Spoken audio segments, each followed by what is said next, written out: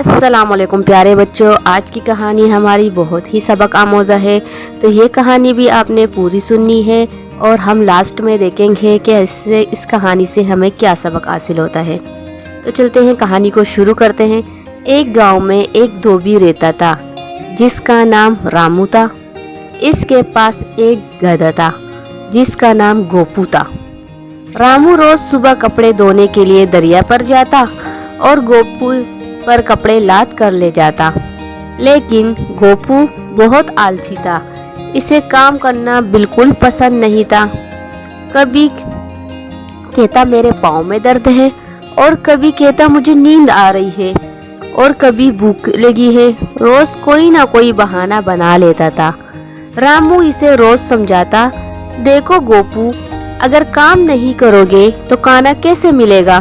مگر گوپو کو پرواہ ہی نہیں، نہ ہی رامو کی بات کا کوئی اثر ہوتا۔ ایک دن رامو نے فیصلہ کیا کہ اب اسے سبق سکھانا ہوگا۔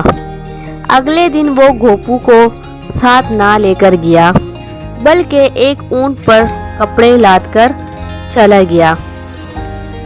گوپو سارا دن بھوکا گزارا اور سوچنے لگا، کاش میں چلا جاتا تو میں بھی کھانا وغیرہ کچھ نہ کچھ تو کھا ہی لیتا۔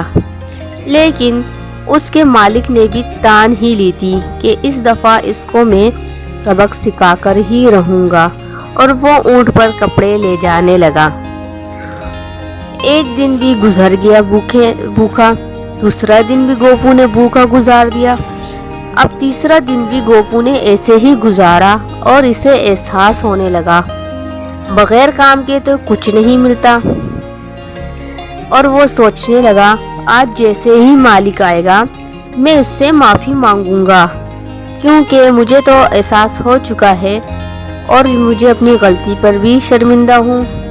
تو چوتھے دن گوپو نے معافی مانگی اور کہا رامو سے، مجھے اپنی غلطی کا احساس ہو گیا ہے، اب میں محنت سے کام کروں گا۔ اس دن کے بعد گوپو خوشی خوشی کام کرنے لگا، روز صبح اٹھتا اور بغیر تنگ کیے کام پر لگ جاتا، اور کبھی بھی کوئی بہانہ نہیں بناتا۔ رامو بھی بہت خوش تھا، کیونکہ اس کو پتہ لگ گیا تھا کہ گوپو کو اب احساس ہو چکا ہے اور وہ سدھر چکا ہے۔ تو پیارے بچوں، اس سے ہمیں کیا سبق ملتا ہے؟